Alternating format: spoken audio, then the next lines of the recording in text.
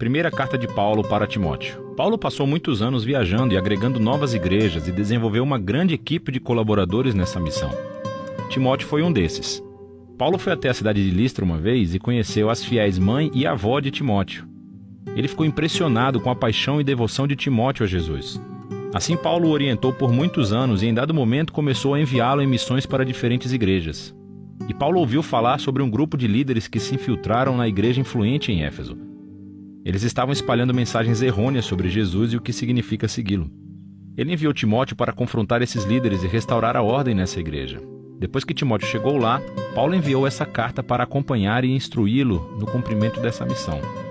A carta tem um conceito muito legal. Há uma comissão de abertura e encerramento da carta dada a Timóteo para ele enfrentar esses líderes e sua má teologia. E essas comissões cercam duas grandes seções centrais que estão cheias de instruções extremamente práticas sobre os problemas que Timóteo enfrentou na igreja de Éfeso. E, finalmente, todas essas seções são interligadas ou finalizadas por uma série de 3 poemas, onde cada um exalta Jesus ressuscitado como o Rei do mundo. Vamos nos aprofundar para ver como funciona. Paulo começa lembrando como ele enviou Timóteo a Éfeso para confrontar esses líderes que estavam espalhando seus ensinos estranhos. E ele descreve como esses caras são obcecados com a especulação da Torá, especificamente das primeiras histórias e genealogias do livro de Gênesis. E como veremos, eles desenvolveram todo tipo de ensinos estranhos sobre comida, casamento e sexo que não eram consistentes com os ensinamentos de Jesus ou dos apóstolos. Ele até nomeia alguma dessas pessoas, como Alexandre e Himeneu, e descreve como o ensino deles dividiu a igreja e gerou controvérsia. E Paulo diz que esse é realmente o primeiro sinal claro de que o seu ensino é distorcido. Quando o ensino cristão genuíno é seguido, é fiel ao caminho de Jesus e resulta em amor e fé genuína. Ele diz que, de qualquer maneira, o propósito da Torá não é alimentar a especulação. Pelo contrário, o seu propósito é expor a verdade sobre a condição humana, como aconteceu com Paulo. O ensino correto da Torá levará as pessoas a ver a graça de Deus revelada no Messias, que veio para salvar pessoas pecadoras e imperfeitas.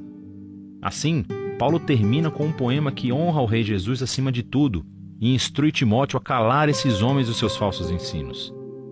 Então, ele aborda problemas muito específicos nessa igreja que foram causados pelos falsos mestres. Primeiro de tudo, ele instrui Timóteo a realizar reuniões regulares de oração na igreja para orar pelos líderes governantes de Roma e pela paz, porque a paz na terra cria um cenário ideal para os seguidores de Jesus continuarem espalhando a sua mensagem sobre o Deus da paz, que quer que todas as pessoas sejam salvas. O Deus que enviou Jesus como o único mediador para dar a sua vida pelo resgate de todas as pessoas. Em comparação com os falsos mestres, Paulo lembra Timóteo que Deus quer salvar o mundo inteiro. E a oração vai manter isso na frente das suas mentes. Paulo também aborda problemas relacionados com homens e mulheres que estão sendo influenciados por esses líderes corruptos de Éfeso. Ele primeiro cala um grupo de homens que está sendo arrastado para as disputas teológicas raivosas iniciadas pelos professores. Ele diz que esses caras devem aprender a orar. Então ele confronta um grupo de mulheres ricas na igreja que estavam tratando as reuniões de domingo como um desfile de moda. Elas se vestiam de maneira tão sofisticada que envergonhavam a maioria das pessoas que não podiam pagar por um guarda-roupa daquele. E não apenas isso, mas algumas dessas mulheres também estavam usurpando posições de liderança na igreja. E estavam ensinando aos outros a má teologia dos professores corruptos. Então Paulo cala essas mulheres. Ele diz que elas não devem ensinar ou liderar na igreja. Então ele prossegue para explorar a história de Adão e Eva e a serpente de Gênesis capítulo 3. Agora, essa é uma daquelas partes da carta de Paulo onde, como Pedro disse, é meio difícil de entender o que ele quer dizer. Existem muitas opiniões diferentes sobre o que Paulo quis dizer aqui. Alguns acham que Paulo está proibindo as mulheres de ensinar ou liderar homens em qualquer igreja, e que seus comentários sobre Adão e Eva se referem a como Deus ordenou que somente os homens sejam líderes na igreja. Há outros que pensam que Paulo está proibindo as mulheres de terem autoridade de liderança sobre os homens de uma igreja. Mas que, uma vez educadas, as mulheres devem e podem ensinar como líderes em uma igreja sob a liderança masculina. E há ainda outros que pensam que Paulo está proibindo as mulheres somente em Éfeso, e que os seus comentários sobre Adão e Eva são uma comparação de como essas mulheres foram enganadas pelos falsos professores. Qualquer que seja a sua opinião, para Paulo, está claro que essas mulheres efésias precisam estar sob a liderança de Timóteo e obter uma educação teológica adequada. E o objetivo é ajudá-las a crescer para que um dia possam se tornar as ministras de destaque que Paulo menciona em outras cartas, como Febe, Júnias ou Priscila. Paulo continua abordando essa crise na liderança, e ele chama Timóteo para nomear uma equipe pequena e saudável de maridos e pais que irão agir como anciãos ou administradores para a igreja. Esses devem ser homens de caráter e integridade excepcionais e trabalharão ao lado de uma equipe de diáconos. É uma palavra grega que significa servo. Esses são homens e mulheres que realmente lideram os ministérios da igreja e devem ter o mesmo tipo de caráter que os anciãos. Juntos, essas pessoas devem ser conhecidas pelos relacionamentos saudáveis que têm com suas famílias, porque isso demonstrará a sua capacidade de liderar na igreja, que é a família de Deus. E a maneira que eles vivem em comunidade deve ser consistente com a história de Jesus. O que é explorado no poema de encerramento sobre a sua encarnação, a sua morte, a sua ressurreição, a sua exaltação como rei e, em seguida, a propagação de sua nova família em todo o mundo. O segundo grupo de instruções de Paulo para Timóteo é novamente muito específico para os problemas causados por esses maus líderes. Primeiro, ele corrige a sua teologia ruim. Eles têm dito às pessoas para pararem de comer certos tipos de alimento, muito provavelmente carne, e pararem de se casar, o que Paulo acha ridículo. Então ele vai a Gênesis 1 e lembra a Timóteo que toda a criação de Deus é muito boa, incluindo a comida e o casamento. Tudo deve ser recebido com gratidão por aqueles que conhecem e agradecem ao Criador. Paulo então passa a abordar problemas sobre o cuidado da igreja com as viúvas.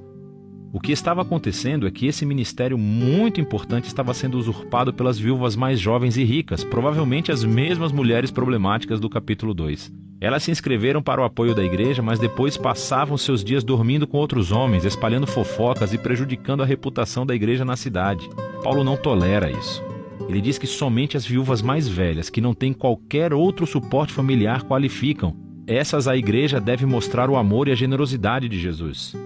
Paulo então aborda problemas que existem entre alguns homens mais velhos na igreja, e Timóteo deve respeitar a idade deles, mas não o seu mau comportamento, que parece estar relacionado com o álcool. Eles estão prejudicando a reputação da igreja em Éfeso e por isso Timóteo deve, em amor, confrontá-los a fazer com que renunciem à sua função, se estiverem em posição de liderança. Paulo acrescenta essa nota interessante, dizendo que isso não significa que o próprio Timóteo nunca deva beber. Considerando seus problemas de estômago, ele provavelmente deveria tomar um copo de vinho todas as noites com o jantar. Paulo então aborda um problema entre os escravos cristãos. Alguns deles estavam desrespeitando seus mestres cristãos. O Evangelho cria igualdade entre os seguidores de Jesus. No entanto, Paulo acha que a igualdade precisa ser implementada de maneira estratégica, sem comprometer a missão e o testemunho da igreja. Se os cristãos se associarem às rebeliões de escravos, eles estão comprometidos. A transformação cristã da família romana teve que ser implementada estrategicamente para que os vizinhos pudessem ser persuadidos e não repelidos por essa nova visão de família de Deus. Finalmente, Paulo encerra a carta exortando Timóteo mais uma vez a confrontar os líderes corruptos. Paulo expõe aqui os seus objetivos de ganharem muito dinheiro acumulando seguidores e cobrando-lhes taxas altas pelo seu ensino. Esses professores estão traindo Jesus e a sua mensagem de contentamento e uma vida simples. Assim, Paulo instrui os ricos cristãos de Éfeso a se tornarem ricos em boas obras e generosidade, para serem pessoas que submetem todos os seus recursos ao Rei Jesus. E é ele quem inspira o poema final sobre como ele é verdadeiro rei acima de todos os outros reis. 1 Timóteo é uma carta muito importante. Ela nos ajuda a ter uma visão holística da natureza e missão da igreja. Então, aquilo em que uma comunidade de Jesus acredita irá influenciar diretamente como essa comunidade vive e se comporta em sua cidade. Assim, a sua teologia, as crenças, devem ser constantemente criticadas e formadas pela Escritura e pelas boas novas de Jesus. E a maneira como a igreja é vista pelo público é algo também muito importante para Paulo. Todos os cristãos devem ser conhecidos como pessoas cheias de integridade, conhecidas por boas obras, conhecidas por servir os pobres e os mais vulneráveis, e tudo isso por devoção ao Rei Jesus que foi ressuscitado. É disso que se trata 1 Timóteo.